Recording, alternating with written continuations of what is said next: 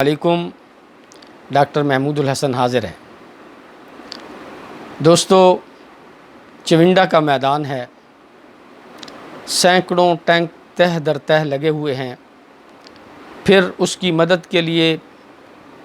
1.5 लाख से ज़ायद फ़ौज डिप्यूट की गई है और वो दुश्मन को ताराज करने के लिए आगे बढ़ रहे हैं। आसमान हैरान है कि ये जो लोहे की दीवार आज दुश्मन की तरफ बढ़ रही है, शायद ही कोई इससे बच सके। आज ये जिस तरफ बढ़ेंगे, कामयाबियां हासिल करते चले जाएंगे। दूसरी तरफ इनके मुकाबिल हैं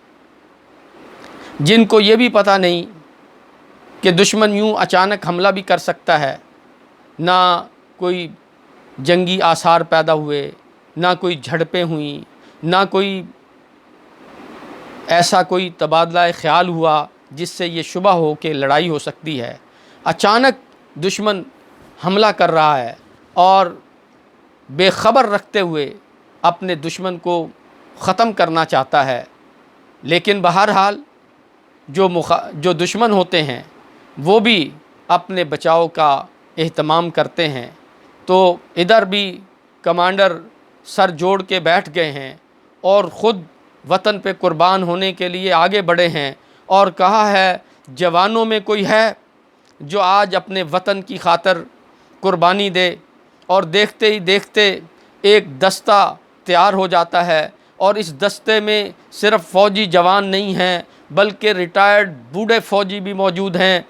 जवान सिविलियन भी मौजूद हैं और सब जो है वो उस दस्ते का हिस्सा बनने के लिए तैयार हैं, जिन्होंने फ़ैसला किया है कि हम ख़ुद तो फ़ना हो जाएंगे, हम ख़ुद तो मिट जाएंगे, हम ख़ुद तो ख़त्म हो जाएंगे, लेकिन इस दुश्मन की फ़ौज को नाको चने चबवाएंगे। और फिर देखते ही देखते एक दस्ता फ़िना फ़िल्ला की नाम से तरतीब दे दिया गया और सोचा ये गया, प्लान ये किया गया कि जब ये दुश्मन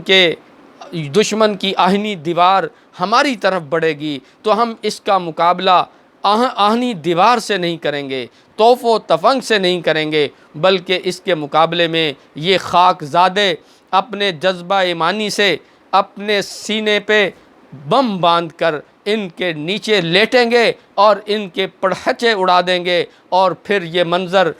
तारीख़ ने देखा, फिर ये मंज़र आसमान ने देखा कि ये खाकज़ादे ज़मीन पे बम बांध कर टैंकों के नीचे लेटे और फिर उनके पड़हचे उड़े। फिर दुश्मन के होश व हवास बेकाबू हुए, फिर दुश्मन पागलों की तरह हुर्राया और पीछे की तरफ दौड़ा और उसे समझ नहीं आ रही थी कि मैं किस से टकरा गया हूँ, कौन सा जज्बा मेरे सामने आ गया है, कौन सी कौम मेरे सामने आ गई है, कौन सी कुव्वत मेरे सामने आ गई है। तो उसे पता चला कि ये टैंक इसके सामने नहीं आए, इसके सामने कोई तोपें नहीं आई, बल्कि इसके सामने वो मुनहनी इंसान आए हैं जो जज्बा ईमानी से सरशार हैं, जो जज्बा शहादत से सरशार हैं। और उसको ये बात पता चल गई कि जज्बा जिहाद के आगे, जज्बा सरशारी के आगे टैंकों की कोई हैसियत नहीं है और दुश्मन के टैंक तबाह व बर्बाद होकर रह गए। मैंने ये वाक़या एक वाक़या सिर्फ़ इस जंग सितंबर का आपके सामने रखा है, वरना इस तरह के सैकड़ों ऐसे वाक़यात हैं जो हमारे सीनों के अंदर जज्बात उभारने के लिए काफ़ी हैं। लेकिन आपको ये बताना चाहता हूँ कि जंगे आज़ादी जो 65 में हुई, उसके अंदर तमाम कौम तमाम कौम सीसा पिलाई हुई दीवार बन चुकी थी। जो ही सदर Pakistan chief marshal administrator Ayub Khan ने ऐलान किया कि दुश्मन ने हम पे हला बोल दिया है, हम पे हमला कर दिया है, तो पूरी कौम ने उनकी आवाज़ पे लब्बैक कहा। इख्तिलाफ़ात के बावजूद सब इकट्ठे हो गए। उलमा मस्जिदों के अंदर जाके लोगों को जिहाद की तरगीब देने लगे। असातिज़ा क्लासों में जाकर अपने बच्चों को जिहाद की तरबियत और जिहाद के लिए तैयार करने लगे। इसी तरह जो हमारे सिविलियन हैं वो जंगी جو ہے وہ مہارتیں حاصل کرنے لگیں کہ اگر ہمیں بھی دشمن کے ساتھ مقابلہ کرنے کا موقع ملا تو ہم بھی دشمن کے ساتھ جو ہے وہ مقابلہ کریں گے۔ ہماری مائیں بہنیں روٹیاں پکا رہی ہیں اور گھروں کے اندر پیسے اکٹھے کیے جا رہے ہیں اور جو ہے وہ چیزیں اکٹھی کی جا رہی ہیں کہ یہ سب کے سب میدان جنگ میں لے جا کر اپنی بہادر افواج کے اوپر نچھاور کریں گے، ان کے حوصلے بڑھائیں گے، ان کے ساتھ کھڑے ہوں گے۔ ہمارے شعراء ملی نغمے لکھ رہے ہیں، ترانے جو ہے وہ لکھ رہے ہیں اور ان کو گلوکار گا رہے ہیں۔ میں کہنا یہ چاہتا ہوں، قوم کا ایک ایک فرد اپنی ذمہ داری سمجھتے ہوئے اس جنگ کے اندر اپنا حصہ اور کردار ادا کر رہا ہے۔ پیسے والا پیسے دے رہا ہے، غریب ہے پیسے نہیں دے سکتا، وہ خود میدان جنگ کا حصہ بننے کے لیے تیار ہے۔ قلم کار اپنے قلم کے ذریعے جہاد کر رہا ہے، ہر آدمی اپنا حصہ ڈال رہا ہے۔ تو پھر دنیا نے دیکھا کہ جب قومیں اپنا اپنا حصہ ڈالتی ہیں، ہر فرد اپنے کام کے اوپر کھڑا ہو جاتا ہے، پھر اپنے سے 6 گنا، اپنے سے بعض نے کہا ہے 8 گنا طاقت کو شکست فاج دیتا ہے، اس کو ناکوں چنے چبوا دیتا ہے۔ اور اس کے بعد بھی میں نے یہ منظر کئی دفعہ دیکھے ہیں کہ اگر آپ تاریخ کو اٹھا کے دیکھیں تو ہماری اس قوم نے ہر مشکل گھڑی کے اندر یکجہتی کا، اتحاد کا، اتفاق کا، یگانگت کا مظاہرہ کیا ہے۔ چاہے وہ جو ہے وہ جو 1992 کا سیلاب ہو تو تب بھی یہ اپنے بھائیوں کے ساتھ کھڑی ہوئی، چاہے وہ 2005 کا زلزلہ ہو تب بھی یہ اپنے بھائیوں کے ساتھ مصیبت کی گھڑی میں کھڑی ہوئی، چاہے وہ 2010 کا طوفانی سیلاب ہو تب بھی جو ہے یہ قوم جو ہے وہ اپنے ان بھائیوں کے ساتھ کھڑی ہوئی اور ہر مشکل کے اندر ان کی مدد کی۔ لیکن آج جو 2022 کے اندر زلزلہ آیا ہے اور جتنا بڑا یہ زلزلہ آیا ہے، جس قدر اس نے تباہی اور بربادی پھیلائی ہے، میں یہ سمجھتا ہوں کہ آج اس طرح شاید ہم ایک نہیں ہوئے، شاید اس طرح آج ہمارے اندر جو ہے وہ یکجہتی پیدا نہیں ہوئی، اور اس کی وجہ شاید سیاسی پولرائزیشن ہے، اس کی وجہ شاید مذہبی جنونیت ہے کہ شاید آج ہم شاید اپنی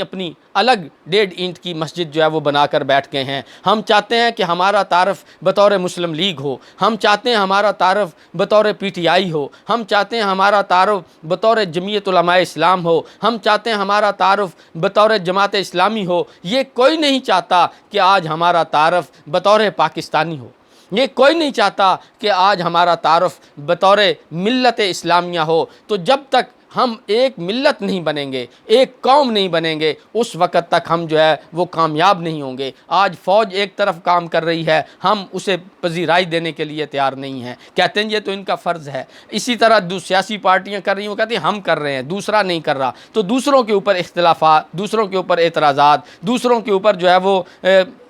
وہ دوسروں کے اوپر جو ہے وہ باتیں کسی جا رہی ہیں اور ان کا مذاق اور تمسخر اڑایا جا رہا ہے، اپنی باتیں کی جا رہی ہیں کہ ہم یہ کر رہے ہیں، ہم وہ کر رہے ہیں۔ تو میں یہ کہنا چاہتا ہوں کہ ہم کون ہیں، ہم PTI کون ہے، مسلم لیگ کون ہے، یہ دیگر جماعتیں کون ہیں، یہ سب پاکستانی ہیں، سب سے پہلے پاکستانی ہیں۔ تو جب تک ہم پاکستانی بن کر نہیں سوچیں گے، اکٹھے نہیں ہوں گے، تب تک کامیاب نہیں ہوں گے۔ تو اس صورتحال میں میں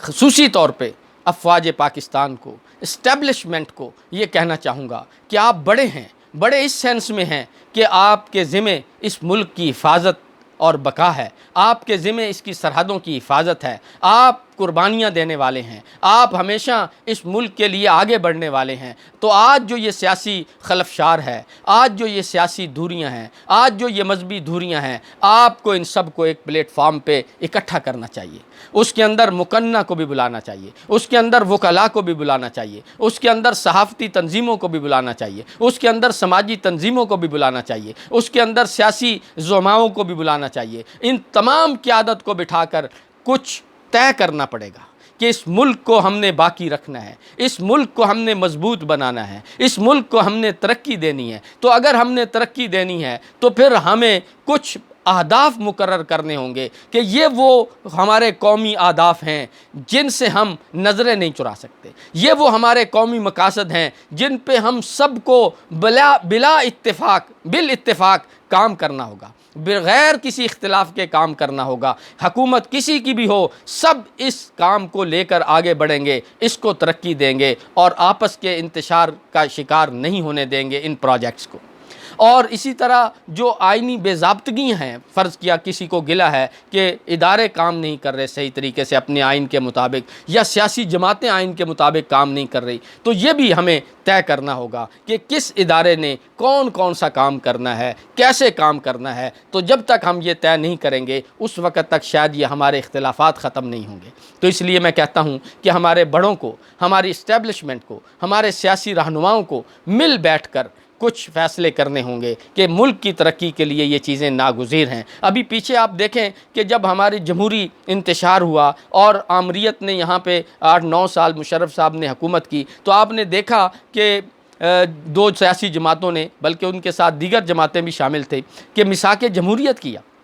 کہ جناب جمہوریت کے لیے ہم سب ایک ہیں، ہم قربانیاں دیں گے۔ بہت اچھی بات ہے، جمہوریت کے لیے میثاق ہونا چاہیے، معاہدہ ہونا چاہیے، ہمیں اکٹھا ہونا چاہیے۔ لیکن آج جو ہم میں خلفشار ہے، آج جو ہماری قومی وحدت پارا پارا ہو گئی ہے، آج جو ہم ایک دوسرے کے دشمن بن گئے ہیں، آج جو ہم ایک دوسرے کے ساتھ اختلافات کا شکار ہو گئے ہیں، آج جو ہم آپا دھاپی کا شکار ہو گئے ہیں، اس کے لیے بہت ضروری ہے، میں سب سے کہہ رہا ہوں بہت ضروری ہے کہ یہ ملک رہا تو ہم رہیں گے، یہ ملک رہا تو تمہاری سیاست رہے گی، یہ ملک رہا تو تمہارا اقتدار رہے گا، یہ ملک رہا تو تمہارے جاہ و جلال اور منصب رہیں گے، یہ ملک رہا تو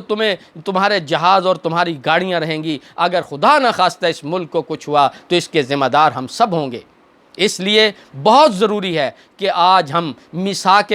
ترقی پاکستان کریں، آج بہت ضروری ہے میثاق یکجہتی پاکستان کریں، بہت ضروری ہے آج میثاق اتحاد پاکستان کریں۔ جب تک ہم میثاق اتحاد پاکستان نہیں کریں گے، جب تک ہم میثاق یکجہتی پاکستان نہیں کریں گے، جب تک ہم میثاق ترقی پاکستان نہیں کریں گے، اس وقت تک شاید اب ہم پاکستان کو سیدھی ڈگر پر، ترقی کی ڈگر پر ڈال نہیں سکیں گے۔ انہی الفاظ کے ساتھ میں اپنی گفتگو کو ختم کرتا ہوں۔ السلام علیکم، اللہ حافظ۔